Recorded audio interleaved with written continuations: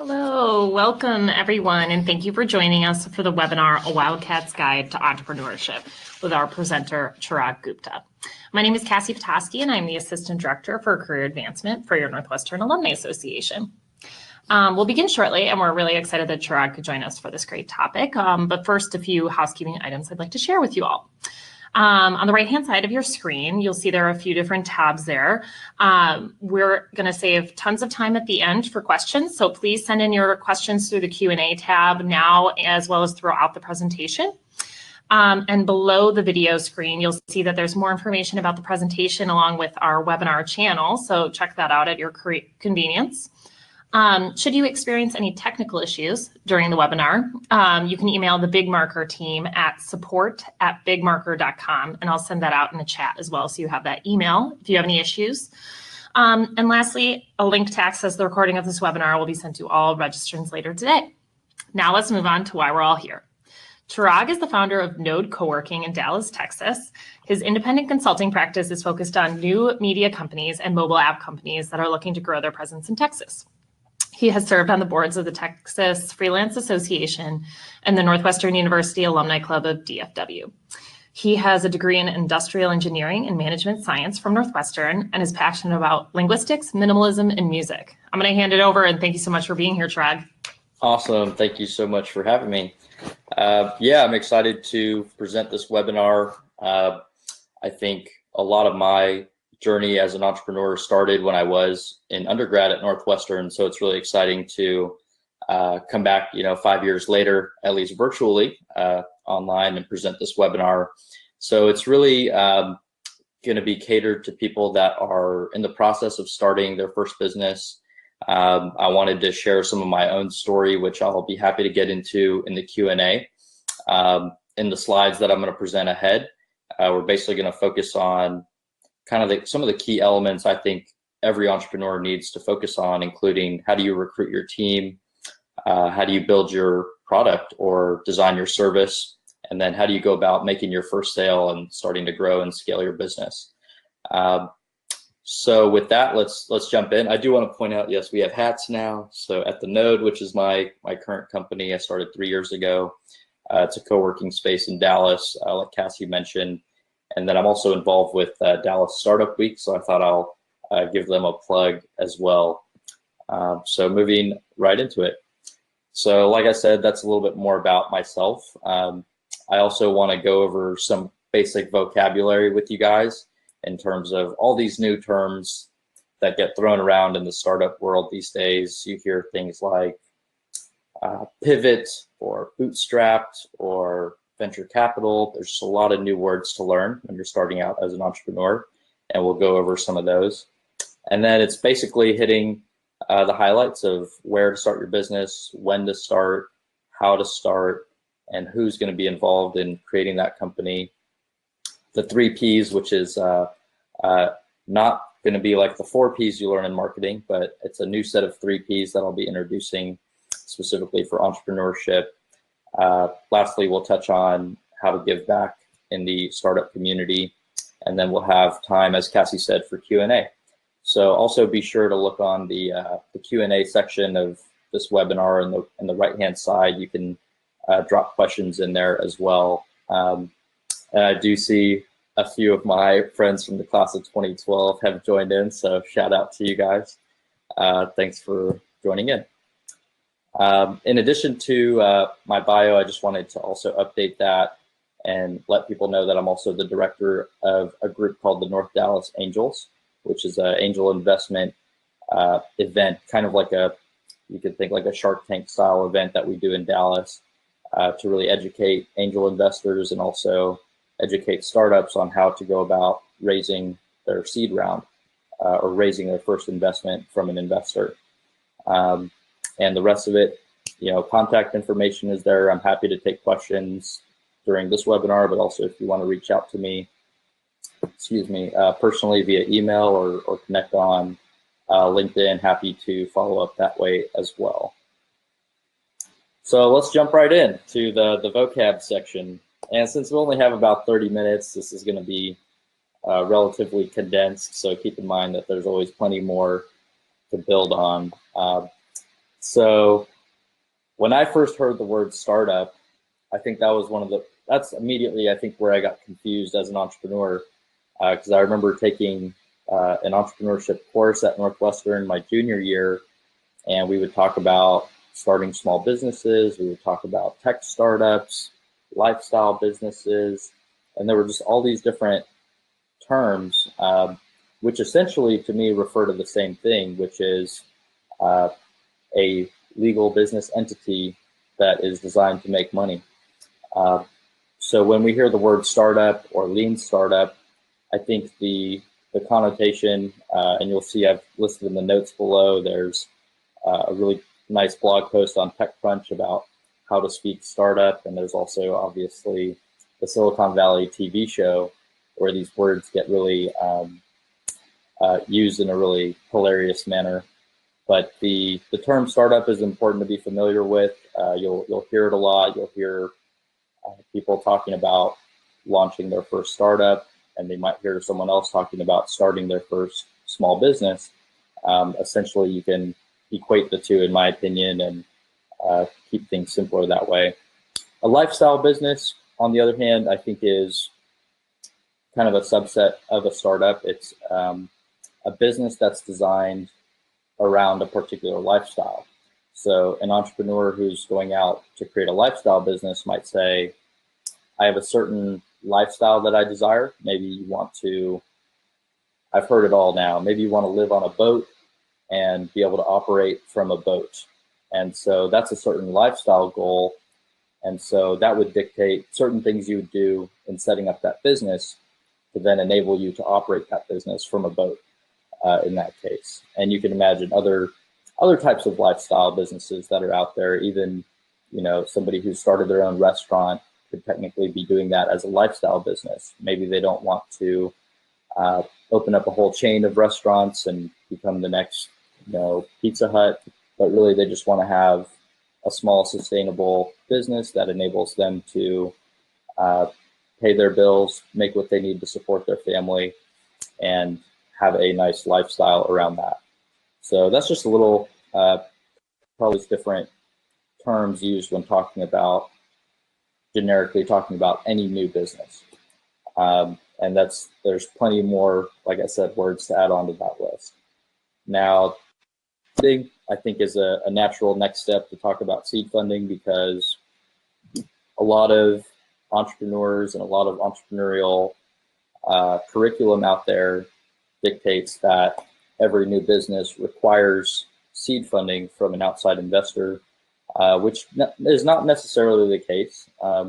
And some alternatives to seed funding from an investor include crowdfunding, going through something like Kickstarter or Indiegogo, or also bootstrapping your business, which essentially means to self-fund your company or to use the company's initial sales and revenue dollars to continue growing and scaling the business organically, so that you never had to sell off a portion of your business at the beginning to an investor. And so seed funding otherwise basically refers to the first real round of funding that comes into your business when it's established. And then following a seed funding round, you have your Series A, your Series B, which tend to be larger sums of money and that are regulated differently by the SEC when you get to that level, and you're working with larger institutional lenders and banks and venture capital firms. And lastly, I threw on here the word pivot, which is, I feel like it's a term that came from the lean startup narrative and the lean startup curriculum, I guess. Pivot essentially in this context of entrepreneurship just means to change the direction of your business, to change your value proposition, or to say, for example, when I started my first company, which was while I was at Northwestern, we started a website that would help students connect with alumni to help them find jobs. And then we found, as we started down that path, we actually needed to pivot in order to develop a recruiting model instead of pursuing kind of an advertising-based revenue model. So a pivot can show up in a bunch of different ways. It could mean, like the example I just described, it could also be more even simpler than that. It could just be a restaurant that's deciding to change their menu from being purely vegetarian to now being vegan, because they've done surveys and they've found that a lot of their customers are actually vegan and not vegetarian. So they've decided to pivot their business in that way to better serve their target audience. So like I said, just a few basic terms of the startup terminology and entrepreneurial vocabulary that you'll come across. I think, again, now that I'm 5 years into being an entrepreneur, there's so many of these words that even I throw around without realizing that it might be confusing to somebody else. So I think, yeah, if you're able to check out that blog post on TechCrunch, that definitely is, it's a fun read. It just mentions a few more of these terms and kind of the connotation and denotation of those. So moving on to some more key questions here, and hopefully this will be a good, essentially kind of a quiz or a good set of questions to ask yourself if you are in the process of starting your own business. And I did look at the poll so far on the webinar. It looks like we do have a couple people that want to work for a startup. Someone wants to start their own company one day. Someone wants to invest in a startup, and someone who's actually in the process of starting their first company. So that's great. We have a good mix in the room. And so let's dive into where you start your business. So first of all, I think it's a very important part of the early stage decision making is deciding where you're going to start. So like I said, where you start your business really matters. What city or what market are you going to be in? And when you're asking yourself that, it should really make you think in terms of what are the regulations in a certain state or even in a certain city that are going to have an impact on your business. In what state are you going to have favorable government regulations or even in industry regulations that are going to help you be able to grow and launch your new company? Another aspect of the geographical location is talent. So you want to look at cities that are going to have a strong talent pool that you'll ultimately need to recruit from. And a lot of entrepreneurs don't necessarily think about this up front because your teams are so small. It might just be yourself at the beginning. It might be just you and one or two other co-founders. And so at the beginning, sometimes it's easy to forget that down the road, you are going to need to recruit and expand your team and interview candidates and look for talent. So there's a lot of ways to research the talent in every market. I'm not going to go too much into detail on that.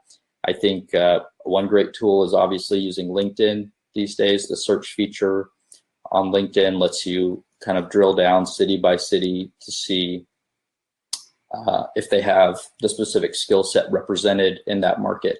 So for example, if I wanted to see, are there a lot of app developers in Dallas? That's something that I could gauge on LinkedIn and kind of compare city by city to see how different markets stack up.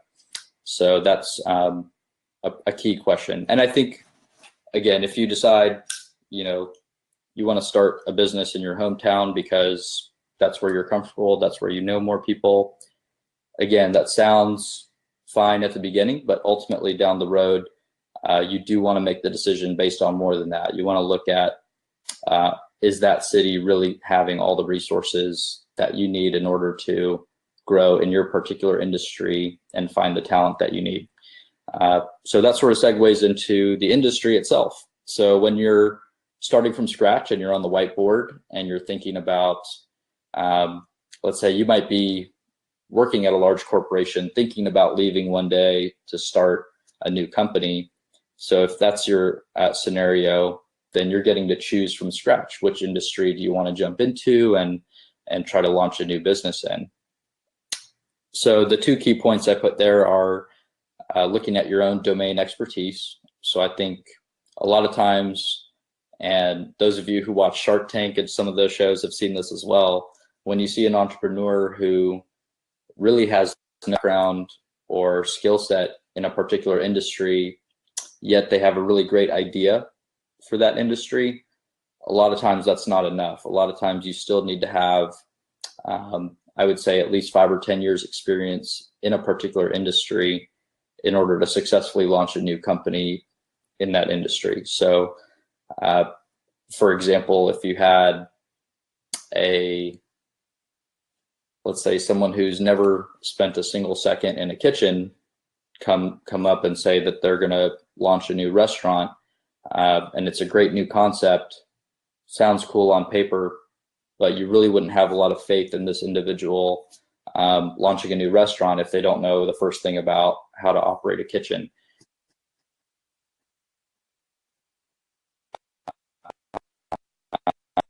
In that industry, because that's going to end up coming to play when you're looking to recruit your co-founders, when you're looking to bring an investor on board, when you're looking to make your first sale to a customer. That's kind of the first question people are going to ask typically is, so how did you wind up in this business? How long have you been in this industry? And that's a pretty quick way to gauge how much that they're going to trust you as an entrepreneur in that space. And then secondly, I've listed there demand. So I think it's a pretty tricky to just put it here in one bullet point. Like there's a lot more to figuring out demand. You know, there's ways you can conduct market research to figure out if there's demand for your particular idea in a particular industry. I think the best way to figure out if the demand is really there is to apply the lean startup method, which is essentially to go out and talk to your potential customers and really feel out if they have the particular problem to which you've designed the solution. And that can be kind of an informal, quick and dirty way to see if you're on the right track. It's obviously not very scalable to go about just one after the other interviews or phone calls to figure out kind of if you've done your customer validation correctly. Okay, awesome. I see some questions coming in, so definitely keep posting them there and we'll address them in the Q&A.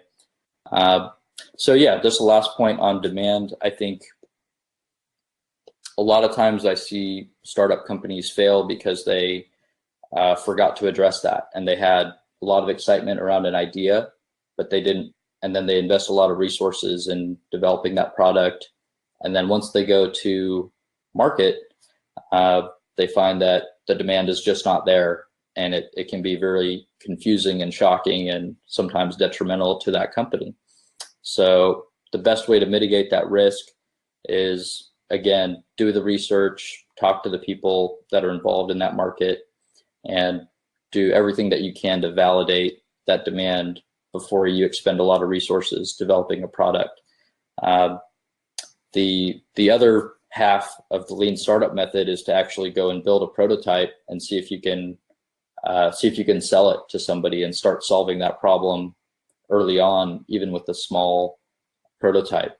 Maybe something that you only spend a month or a few months on, but is actually able to, it still gives you something which you can enter the market with and again, validate that demand.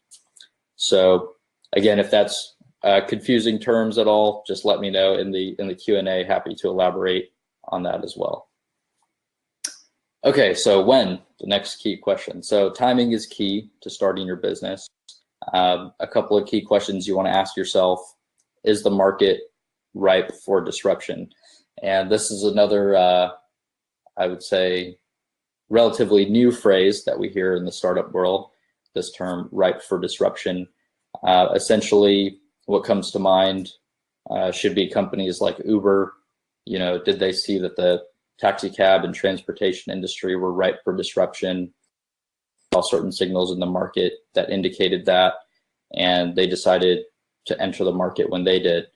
And you could say the same for a lot of these currently well-known startups like Airbnb. You know, when they looked at the market for hotels and vacation rentals, Did they see that the market was ripe for disruption and then approach the market? I think in their case, they actually spent several years with a different model and then pivoted to what they do now. But it's a great question to ask, and something that you may never have full confidence in until you actually are in the market. But the best you can do to get there before you start is to do the market research, look up the analyst projections online for your particular industry, and just see how well you can gauge that. The next question is a more personal question. So you got to ask yourself, are you in a position to take risk? So the first question is really about the startup itself. Is your business going to be successful in that market? But the second question here is really about you and yourself personally. Are you personally in a place where you can take the risk, whether that means you're spending your savings for 6 months or up to a year to survive and get things off the ground, and really have to ask yourself some difficult financial questions to see and kind of gauge if you have that runway. So runway essentially means how long you can survive financially before you're broke or before you are in need of going back maybe to your job or what have you. So it's when the timing of both of these is aligned, that's the right time to go confidently into starting your own business. I think if one of these two is not at the right timing, either you might not be in a position to take risk, or let's say the market you're approaching is not ripe for disruption. I think one of the two is off. That's probably a safe bet to call it quits and approach, go back to the drawing board, for lack of a better word. And the last point there on the risk question is your own personal network. So a lot of times that could be your professional network, your support network, your family and friends, and just seeing if you feel confident that you have the right network that's going to enable you to be successful in that industry. And this kind of also goes back to the point of credibility from the last slide and domain expertise. So having that domain expertise and having the right network targeted to that specific industry is going to be critical for the success of your startup.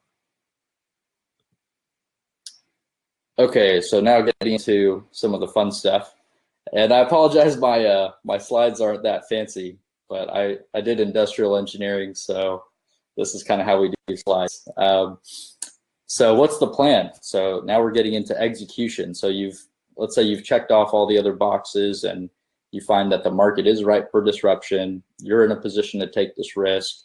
You've got the domain expertise and you've got the network behind you. Now what's the plan? Now what are the next steps to actually create this business, enter the market, and be super successful and make a lot of money? So how do we do that? So there's two big things to focus on. One is obviously the timeline, and the other one is your budget. So regarding the timeline, at the very beginning, you really want to think through what is your product roadmap. That means, how is your product going to evolve over time? At what specific, I recommend even deciding on a specific date in the future when your product is going to be ready for the prototyping stage, for the beta stage, and then also when it's going to be ready for a full release into the market.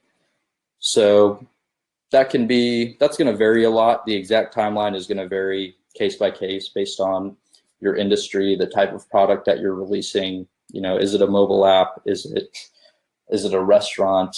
Is it a new type of desktop device? Whatever it could be, is going to take.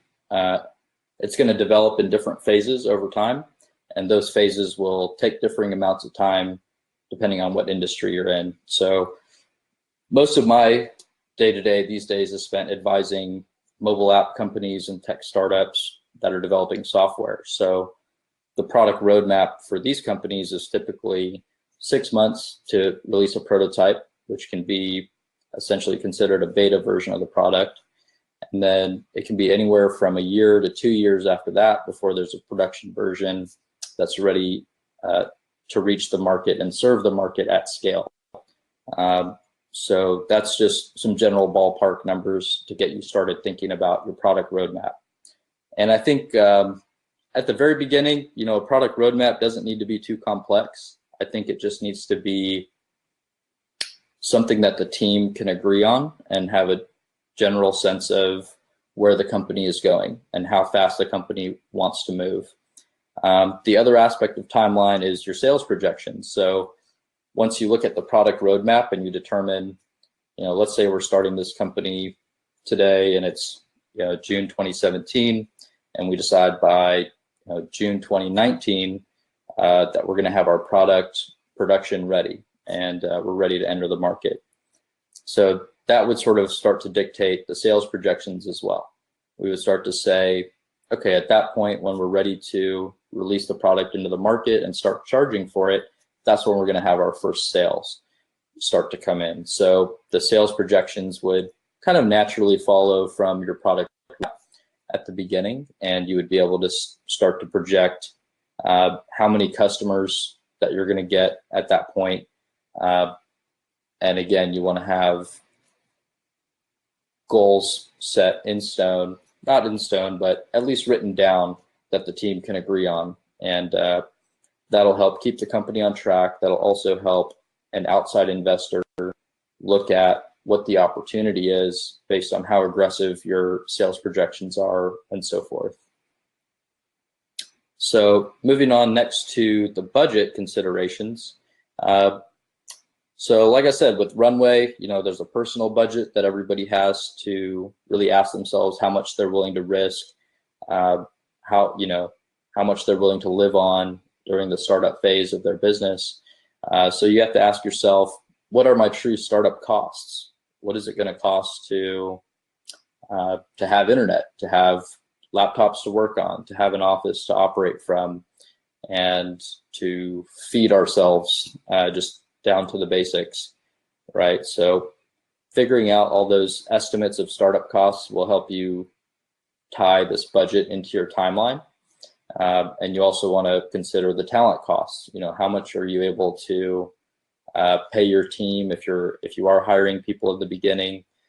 How much are those people going to cost? If you end up needing, you might need an assistant, you might need interns, you might need co-founders and other support staff to get the business started.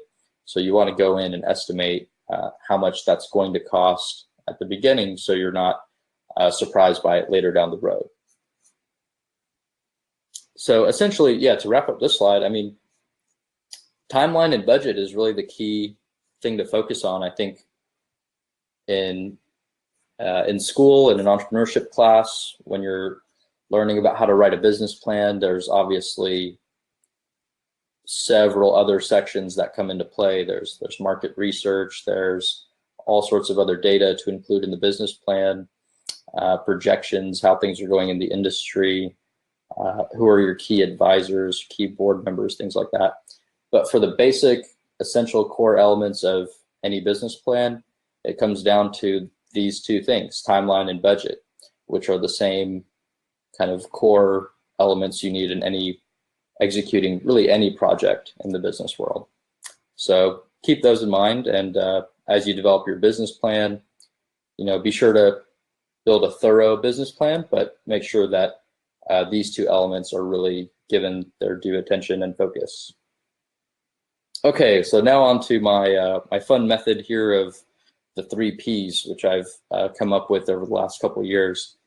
So as I've met so many different startup founders now over time, I get this sort of recurring theme where founders come and tell me what they're dealing with, and they really feel like they're juggling while they're surfing. That's the best metaphor I can use to kind of classify everybody who's in that startup phase of their business, because it literally feels like you might be surfing on the water, which means you have to balance your body, you have to look forward, you have to see what's coming, but you also have to do a very good job of juggling these different tasks at the same time. And this model of the 3 Ps should give you a method of what to focus on a day-to-day basis. That's really the key for these 3 Ps, because from one day to the next as an entrepreneur, you'll have 100 different sort of problems or situations or conversations come up, or emails come into your inbox, and you've got to decide which ones you're going to prioritize, which ones you're going to focus on that day.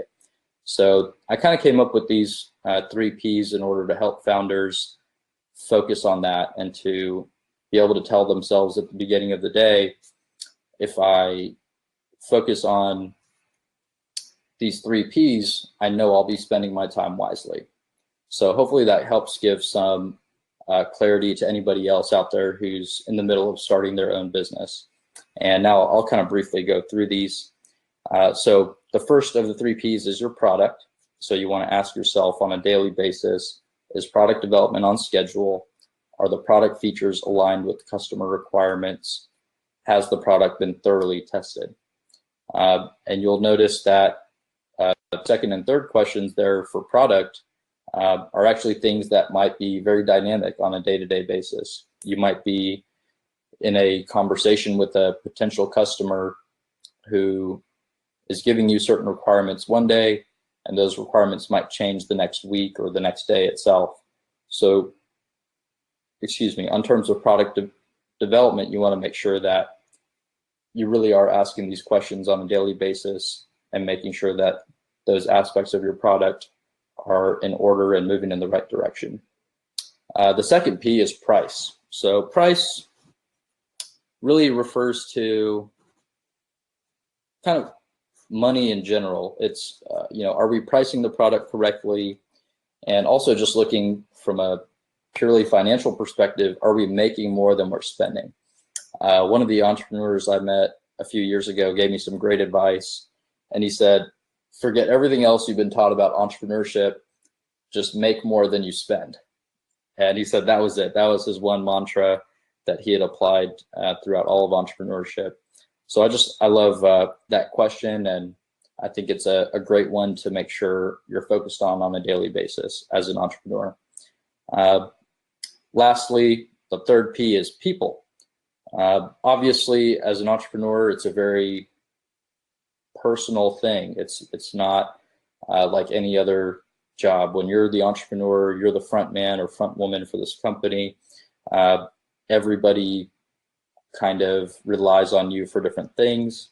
So you want to ask yourself on a daily basis, is my team happy? Are people getting the resources they need to accomplish their job successfully? Are there any gaps on the team? And that's kind of always a hard thing to answer, but I think it's good to think about it on a daily basis. And the more you think about that, you'll be able to predict what kind of talent you're going to need in the future. And again, just mitigate that risk and be able to avoid surprises down the road. And then lastly, are we maintaining strong relationships with our key stakeholders? It's a very generic language, but it basically means when you think through all the key stakeholders, including, let's say, your customers, your investors, board members, co-founders, employees, whoever is key to the success of your business, do you have a strong relationship with them? And are you doing your part in maintaining the communication there? And a lot of times that strong relationship will just continue to get stronger if you maintain good communication. I think when you're, again, juggling while surfing, it can be easy to forget about some of your key stakeholders. And then, 6 months down the line, one of your big partners maybe pulls out of a partnership, and that can cause a big problem for your business. But if you ask yourself, again, on a daily basis, are we maintaining that relationship? Are we staying in touch with our key stakeholders, doing what we can to hold up our side of a partnership or whatever it might be? That'll make sure your key relationships are staying strong. So hopefully as I go through these 3 Ps, you're starting to think of how these would apply in your own business if you're in the process of starting one. And hopefully, like I said, the purpose of this method is to give the entrepreneur a set of instructions on, or a checklist of what to do every day. I think a lot of other situations, conversations, like I said before, will continue to clutter your desk and just come at you from different directions. But if you always go back to these 3 Ps and ask yourself, does it fall into one of these 3 Ps? Then yes, I'll prioritize it today and I'll get it done. And if it doesn't, it's probably something that you can save for later. So as your company grows, it's interesting to watch these 3 Ps start to turn into your first 3 leadership team roles. So when you're a sole founder, or it's really just you running the show, it is that juggling while surfing situation. That's why a lot of entrepreneurs are used to wearing so many hats and having that experience. But now as your company grows, and let's say you've got 10 employees now, those 3 Ps evolve naturally into these leadership roles. So product leads to a CTO. So all the considerations and questions around product that you're thinking about every day will ultimately fall under the CTO's purview. And the same thing goes for price, and those associated questions will then be handled by the CFO, and people and those associated questions will continue to be handled by the CEO. That'll either be the founder or a new CEO who gets installed into the company at a later point. And this note here at the bottom kind of describes the rest of the C-suite, how it evolves in a company over time.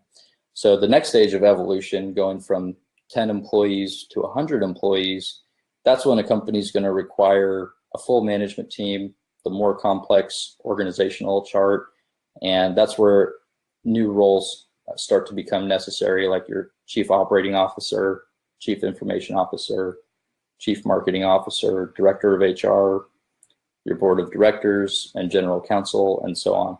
So I think hopefully that helps clarify what the stages of growth are in pretty much any company. And I remember personally just having a lot of confusion around this at the beginning of starting my first company, because I thought I needed to have that entire C-suite right off the bat, and didn't really realize that I needed to first go through stages 1 and 2 before really even needing to define those other roles. So again, that's where the 3 Ps can help you out a lot as an entrepreneur. And going on to sort of the next and final slide here, it's about giving back. So let's say you do all that and you raise capital or you bootstrap your business, you get to a point where you've got 100 or hundreds of employees, you've got happy customers all over the world, your business has done really well, and now you want to, now you have different questions about how to spend your time. So I think the best thing to do at that point, which is what I try to do a lot now myself, is to give back. So 3 ways I think that are really helpful ways that you can give back and also continue to build good karma for your own business is by making time to help other entrepreneurs and focusing on lifelong learning, and remind yourself that no matter how successful your business might be, there's always more for you to learn. There's always things that are changing in the world, things that are changing in your industry. And so it's great to have a mindset of lifelong learning along with that. The second way is to mentor up and coming talent. And I put there, yes, Northwestern students are great mentees, obviously, and they're obviously very talented and just really well-rounded students. So being a mentor to a younger student or someone who's up and coming in your industry can be really rewarding personally, but it also might lead to recruiting benefits for your company, and it might enhance your own management skills by just getting that experience of mentoring and coaching somebody who's coming up within your industry. And then lastly, volunteering in your local community. So like I said at the beginning, where you start your business matters. So for me, being based in Dallas, my company's involved a lot with the North Texas Food Bank and other charities. And we try to take our team out to go and get involved in the local community so that we really build stronger roots and connections locally. And that also kind of leads to the legacy that you want to leave behind, because it's, at the end of the day, it's not really all about all the profits and the money that you made. It's also about the impact that you made socially on the community around you. So I think keeping that in mind from the get-go is a great thing to do, and I think just makes the journey of entrepreneurship that much more rewarding at the end of the day. And so that's kind of wraps it up. I know I definitely blew through that pretty quickly. But like I said, these are some key learnings that I've generated over starting several businesses now over the last 5 years. And thank you so much to Northwestern for being part of my inspiration for starting my first business, and continues to be a great resource for me in my professional life. And thank you all for attending. Yeah. Thank you, Chirag, for all of that great information. There we go. Okay. I'm going to take these slides off, and if people have questions about how to contact Chirag, just let me know. We'll post this information on the webinar website after. Awesome. Great. So let's get into some questions. Chirag, I know you hit on so many aspects of entrepreneurship throughout the entire presentation. So I think we can take questions on quite a variety of topics. So if people have personal questions, it looks like we had one come through from Jessica. And if you have broad questions, shoot them in through the Q&A section on the right-hand side of your screen. So I think, Chirag, you saw Jessica's question, but she's asking, the people in the industry that she trusts the most are her colleagues that are now her friends. What are your thoughts about going into business and owning a company with friends? That's a really good one. My instinct is to say, just don't do it. No, it can be risky. It can be risky to compromise those relationships with friends, because having been in those situations, I just find very rarely do you find a sustainable way to do business with friends or family. I'm not saying it's impossible. I think it can totally be done, but I would tread with caution, because the reality is the new trade-offs that will exist between you and your friends once you are business partners or once you're collaborating on a new business together will totally change, and the relationship will necessarily change. So I think if you find a group of friends that are passionate about starting a company together, it'll definitely feel good and sound exciting at the beginning, but I definitely would urge a little bit of caution and just looking for ways to see if that's truly sustainable, and really ask yourself, are you willing to see those relationships change in that way? Yeah. So I don't know if that's kind of a yes and no, but just from my personal experiences, I did start one of my first companies, several of them, while I was at Northwestern. And so, yeah, we were all friends. We were classmates, colleagues, friends. And a lot of times it would be, hey, we're out at a party and a few people are like, hey, this might be a cool idea. Because that's what Northwestern kids talk about at parties, is new business ideas. But it might start out as something like that, and then it's 3 months later, the business has totally failed, and you kind of are like, well, I miss having that person as my friend. And relationships can always be, repaired and rebuilt, but a lot of times you might not anticipate or even really see that the relationship changed while it's changing. So that's just something to consider. But hey, good luck to you as well. And I think if it works well, There's definitely some success stories out there, but I think those are definitely the minority. Yeah. Yeah. No, that's great. It's, a lot of things to think about before taking that leap. Yeah, that's a big question. Yeah. Yeah. A good one to start with. Loaded question. We have another question coming in from, I hope I'm pronouncing this right, Alina, asking, say you like the idea of starting your own business or supporting a new one, but you're not great in the ideas department, maybe not as creative. How can you work to be involved in this world in a useful way?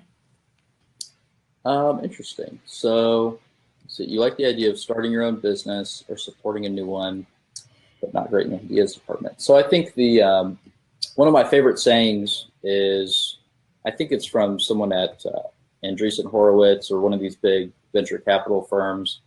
And the philosophy that they hold is you can succeed with having an A team and a B idea, but you can't succeed with the opposite. So I think if you focus on developing your own skill set and surround yourself with quote unquote A players and top tier talent and people who are very driven and passionate and skilled, then your chances of success are much higher than having yourself be surrounded by a team of B players and an A idea. So a lot of times and that gets twisted up in the startup world because a lot of people think that, there's something called $1 million idea. And I really don't believe in that anymore. I mean, I used to think about that as well. And I used to keep a long list of ideas and just brainstorm what could be the next big thing. And I think that can still be a fun, useful thing to brainstorm on. But from a realistic standpoint, the key to the success of the startup is the people. So you've got to have an A team. So in your case, I think it's actually not a bad thing at all if you don't have a lot of ideas that come to you naturally. I think if you focus on aligning yourself with great people and creating a strong team, you'll find a way to create a successful startup idea. Great. Yeah. No, this is all really useful advice. And we have more questions coming in. Adrian is asking another multi-part question here. Do you have a point of view on startups started alone versus partnerships? Are they viewed differently by investors? And do we want to take that first part of the question, Chirag, and then tackle the second part? Sure. Yeah. So that first part of the question, I'd say, yes, I have a point of view. I think the investor viewpoint on this is basically like if it's a one-person team that's going out to raise money, it's kind of a red flag right off the bat. I think these days the standard or the kind of the bar that you're competing with is really well-developed cross-functional, cross-trained teams that represent the combination of skill sets necessary to build the product and enter the market with that product. So, for example, if you have a healthcare startup these days, typically having an engineer alone who's representing that healthcare startup is not going to cut it. You typically want to have an engineer paired with someone who's in medicine or who is a doctor to kind of fill out those necessary skill sets to give more confidence to the investor and also just make a stronger case for why you're going to succeed. So all of that, though, kind of implies that you are working with an investor. So I think when I said what I said about lifestyle businesses at the beginning of the presentation kind of applies here as well.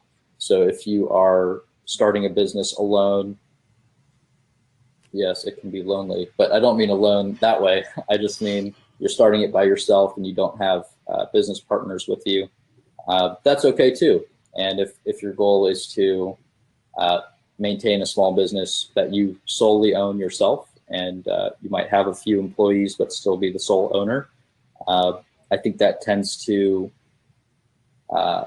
limit your ability to scale, but also that might be your lifestyle goal. That might be just fine for kind of the financial goal you want to achieve and the lifestyle with that. So hopefully that answers that first part. And then what was the second part? The second part is what is the best way for a person to evaluate the best type of investment for them, angel versus venture capital, friends and family, and where can they get information to better evaluate options? Yeah, that's a big question as well. I think it really, when it comes down to it, when you're in the situation and you've got your business plan ready and you're ready to go find some capital so you can start this business, the first thing people are going to ask you is how much are you trying to raise, right? So I think that's a key sort of next question to ask yourself is, do you know the exact amount that you need? And nobody ever knows for sure because it's always a little bit of guesswork going on at this stage. But once you've narrowed down, are we asking for $100,000 to $250,000? Are we asking for $10 million to develop, some new type of power plant or something really capital intensive? Knowing that number and the timeline associated with it is going to help dictate who is the best investor to pair up with. So if you're doing something that is, let's say you want to, I'm just looking around the room, I see like some shoes. So if you want to create a new entire line of shoes, that's going to be pretty capital intensive because you're talking about a lot of hours designing this thing, a manufacturing process that needs to go into place, and a lot of other assets that need to get created.